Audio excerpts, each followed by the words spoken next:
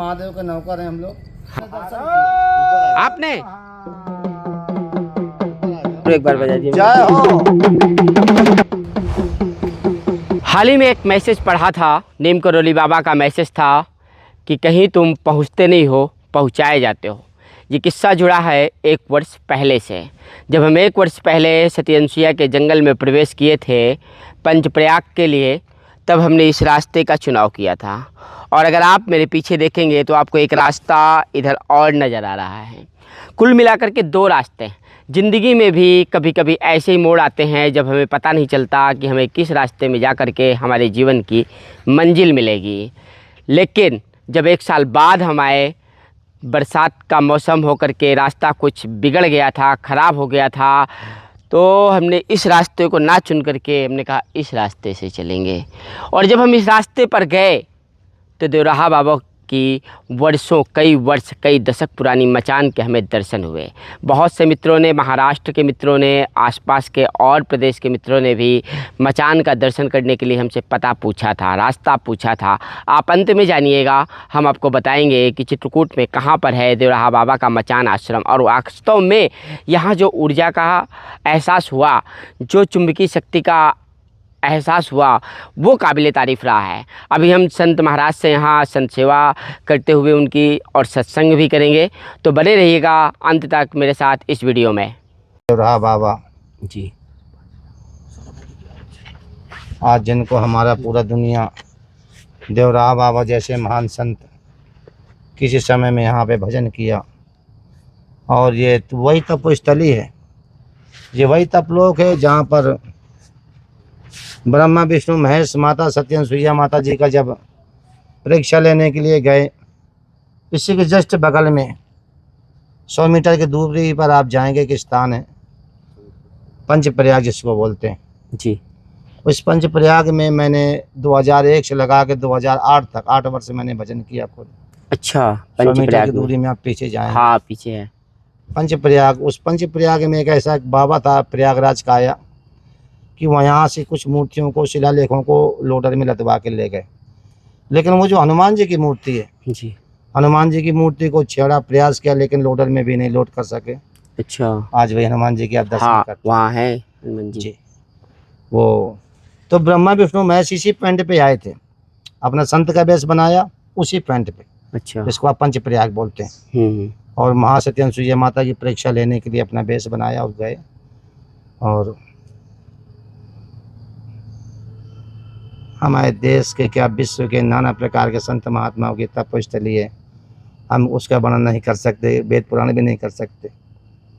चित्रकूट धाम की महिमा अमिट, इसकी महिमा अमिट है। जितने में अपने को आनंद आ जाए बस उतना ही काफ़ी है नहीं।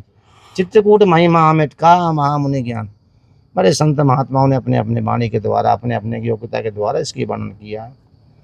लेकिन आज भैया द्वेष के पावन अवसर पर दीपावली का त्यौहार चल ही रहा है, और आप लोग यहाँ पे मिले, हमें बड़ी खुशहाली हुई जी। और अभी हम यहाँ रात में रुकेंगे भी। अच्छा, यहाँ आज रात्रि विश्राम बगल में पंचप्रयाग में, पंचप्रयाग में रुकेंगे। यस, क्योंकि हम लोग नागा साधु में ना जूना खारे से अपनी साधना करेंगे, कुछ अपनी क्रियाएं होती हैं जी, एकांत में जो होती हैं, सबके सन्मुख में हो सकते हैं। थोड़ा भजन साधना जैसा भी हो, वो भी समाज कल्याण के लिए। हम अपने लिए कुछ भी नहीं करते, हम चाहते हमारा हिंदू राष्ट्र हो जाए, और इस्लाम नाम का जो कैंसर हमारे देश में पनप रहा है, इस इस्लाम नाम के कैंसर का विनाश ही हो जाए। अच्छा, नहीं तो आने वाले समय में हमारे सभी सनातनियों को बहुत बुरा भुगतना पड़ेगा। आप वहीं पर सुरक्षित हो जहाँ पर आप ज़्यादा हो, जहाँ पर आपकी ज़्यादा संख्या वहीं पर आप सुरक्षित हो, जहाँ पर आपकी संख्या ज़्यादा नहीं है वहाँ पर आप सुरक्षित नहीं हैं। हमारे लिए घूमते हमारा मन बड़ा ही व्यथित रहता है। आज हमारा सनातनी एक नहीं है, कहने को तो एक है, लेकिन एक वाकई में नहीं है। अच्छा। और हम इसी प्रकार अगर बटेंगे तो कटेंगे, मारे जाएंगे, और इस बात के इतिहास भी गवाह है। मतलब जी, आप काशी से आए हैं? जी, काशी बाबा विश्वनाथ की नगरी से। और बाबा विश्वनाथ की नगरी से जब आप इस वटवृक्ष के नीचे आए हैं तो कैसा प्रतीत हो रहा है? अभी आपने हमें आशीर्वाद भी दिया, बहुत बड़ी क्या शांति। विश्वास ऐसे आशीर्वाद का वटवृक्ष के नीचे अचानक से एकाएक ऐसा आशीर्वाद हमको जो प्राप्त हुआ, ये साधारण एक बात असाधारण? कहता युग माही शंभु गए कुंभ भज सिपाही। और हमारे जब महादेव थे, और बट वृक्ष एक ऐसा वृक्ष है, जैसे बट का वृक्ष है, बट बट पीपरई रसाला और पाकर, हमारे 2-3 ऐसे वृक्ष हैं जिनके, और बट का तो ऐसा वृक्ष है कि जिसके नीचे हमारे स्वयं महादेव साधना करते, भजन करते थे। और हमें आज बहुत समय बाद मैं यहाँ पे आया हूँ, क्योंकि यहाँ मैं बचपन में रहा हूँ। अच्छा, बचपन में यही तपस्या मैं की थी आपने? 2005 से लगा के 2008 तक मैंने इस जगह पे भजन किया, संतों की सेवा किया और बहुत ही आनंद को प्राप्त किया। ये वो दिव्य जगह है कि इसकी महिमा अपने मुँह से नहीं कही जा सकती। तो महाराज जी, हमें क्या ज्ञान है? अभी जैसे आपने कुछ राजनीति वाली भाषा लगी हमें, तो वो तो ठीक है, सवाल करना और कहना मेरा भी अपना कर्तव्य है। हम तो आपसे आध्यात्मिक और धार्मिक ज्ञान, जैसे संयोगवश हमारी मुलाकात हुई, यूं ही कोई नहीं मिलता। नीम करोली महाराज जी भी कहते हैं वाह वाह। कि कोई पहुंचता नहीं है, पहुंचाया जाता है। यस। तो आप भी यहाँ पहुँचे नहीं, आपको यहाँ पहुँचाया गया। और हमारी मुलाकात कहीं ना कहीं इस बिंदु पर लिखी थी। हम तो आए थे यहाँ महाराज जी से मिलने को। हमारी कल्पना में भी आप दूर दूर तक नहीं थे, ना ये भेषधारी थे, ना ये भेषधारी थे। तो जिस प्रकार से ये मुलाकात संभव हुई है, तो राजनीति से हटके अगर सोचे तो सच्ची वाणी क्या वट वृक्ष के नीचे सच्ची निकलेगी वाणी यही सनातन के वृक्ष लिए, थे कि हम लोगों लोग के नागा लिए। साधु हैं। मौत को कोई निमंत्रण नहीं दिया था। मौत का दूसरा नाम है जूना काल। हम लोग नागा साधु हैं। अपना पिंडदान करा के नागा साधु होते हैं और अचानक ही प्रकट हो जाते हैं। हमारा कोई आने जाने का, जैसे मौत है ना, मृत्यु का कोई समय निश्चित नहीं होता, मृत्यु तो अचानक आती है। ऐसे हम भी क्या नागा सन्यासी हैं जी। और बगल में बहुत बड़ा भंडारा था विशाल। उस निमंत्रण में हमको बुलाया गया था, लेकिन वो निमंत्रण में क्या, क्योंकि एक प्रक्रिया होती है ना संतों का भंडारा निमंत्रण, तो बगल में महाराज जी का निमंत्रण, उस निमंत्रण में गए। लेकिन एकांत, क्योंकि अपन के एकांत, ज़्यादा भीड़ भाड़ में जब तब भजन साधना नहीं हो पाती ना, इसीलिए एकांत की तलाश में हम चलते चलते आ गए। आप लोग भी मिल गए, बड़े बाबी जैसे कृपा की आप लोग भी मिल गए। बम बम बम बम बम। संत मिलन भी देखिए हो गया। आप लोग भी धर्मशील ज्ञानी गुणवंता। कोई कपड़े का नाम संत नहीं है, कपड़ा तो कोई भी पहन सकता है जी। जो वही संत है धर्मशील। जिस ये सामने विद्याम तपो न दानम ज्ञानम न शीलम, और बहुत से नाना प्रकार की चीजें हैं। आप लोग यहाँ पे मिले। आप महाराज जी बैठिएगा, अभी जाइएगा नहीं, बस 2 मिनट बस। तो महाराज जी, जैसे अभी जानते हैं यहाँ कुछ, हमने जब आश्रम में आए तो कहते हैं भगवान परीक्षा भी लेते हैं। आश्रम में अचानक से कहते ट्रांसफार्मर खराब हो गया था, फिर कुछ चोर जो कहते सतयुग त्रेता हर काल में रहे, राक्षस दैत्य स्वभाव के लोगों ने तार काट ले गए।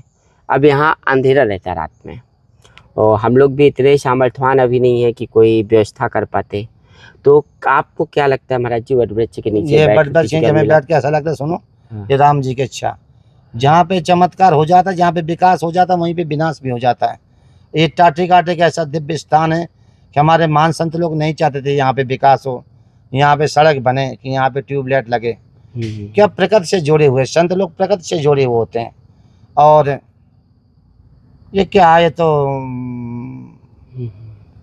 और ये जो भी है सब राम जी की कृपा से, क्योंकि बहुत बड़ा दिव्य और भव्य क्षेत्र है, और इसीलिए भगवान की कृपा नहीं है। भगवान नहीं चाहते कि अभी यहाँ पे हमारे यहाँ विकास हो। सौर ऊर्जा यहाँ लगनी चाहिए? नहीं, सौर ऊर्जा लगनी भी चाहिए, नहीं भी लगनी चाहिए, सब राम जी की कृपा से। क्योंकि यहाँ पे ऐसा ये दिव्य क्षेत्र है जहाँ पे स्वयं ब्रह्मा विष्णु महेश चल करके आए। विश्व में ऐसी कहीं कोई जगह नहीं है, और बहुत ही पावन जगह। वृक्ष स्वयं हमारे राम जी आए और हमारे बड़े बड़े संतों ने भजन किया। और हाँ, यहाँ देवताओं की पंचायत भी हुई थी, ऐसा बहुत बड़ा, बहुत क्या देवताओं की पंचायत, बहुत बड़ी मीटिंग हुई थी, बहुत बड़ी मीटिंग चित्रकूट धाम में। जिस समय सर्वंग ऋषि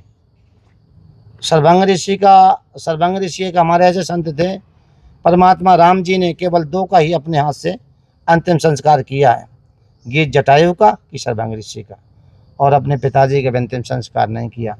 उन्हीं के यज्ञ के लिए जब आप सर्वंग आश्रम में जाएंगे तो वहाँ ऊपर जाएंगे पहाड़ में, आज भी वहाँ कुंड बने हैं। अच्छा जी। वहाँ उन्हीं की आत्मा की शांति के लिए, जिस प्रकार आप नेमिषारण्य में जाएंगे, राजा परीक्षित की आत्मा शांति के लिए 10,000 संत महात्माओं ने, 84,000 संत महात्माओं ने आपातकालीन मीटिंग की, इसी प्रकार यहाँ भी संत महात्माओं ने आपातकालीन मीटिंग की। परमात्मा राम जी यहाँ थे ही थे।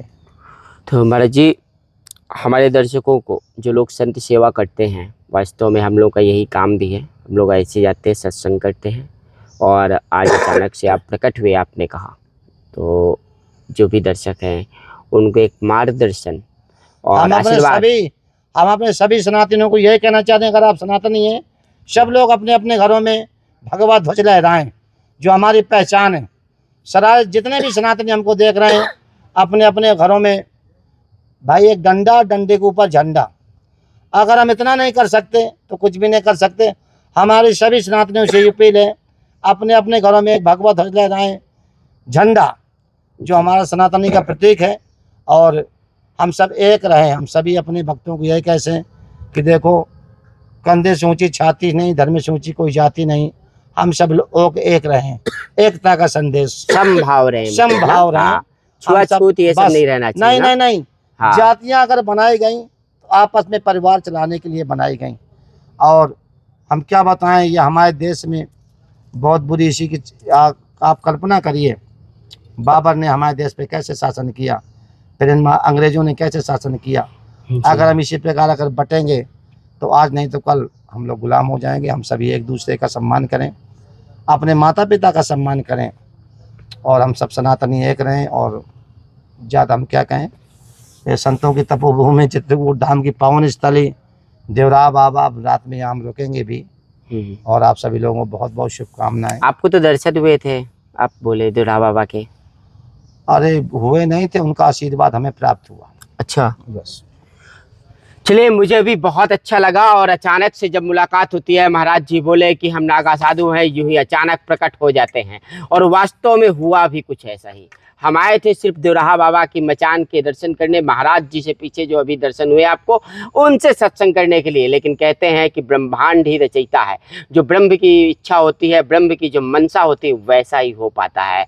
आज जिन महान विभूतियों के आपने दर्शन किए हैं, तो अचानक प्रकट होकर के आपको दर्शन हुए हैं। हमारी संत दर्शन की यात्रा में, संत सेवा की यात्रा में निरंतर सहभागिता निभाइएगा, और ऐसे आपको आशीर्वाद प्राप्त होंगे सनातन की प्रगति के लिए, मानव जीवन के कल्याण के लिए। हमारी जो यात्रा है वास्तव में बहुत ही अच्छी है। और देवराहा बाबा महाराज जी का जो आशीर्वाद प्राप्त हुआ, यहाँ की जो ऊर्जा है, वह आप सबको प्राप्त हो, ऐसी कामना के साथ बने रहिएगा लगातार मेरे साथ।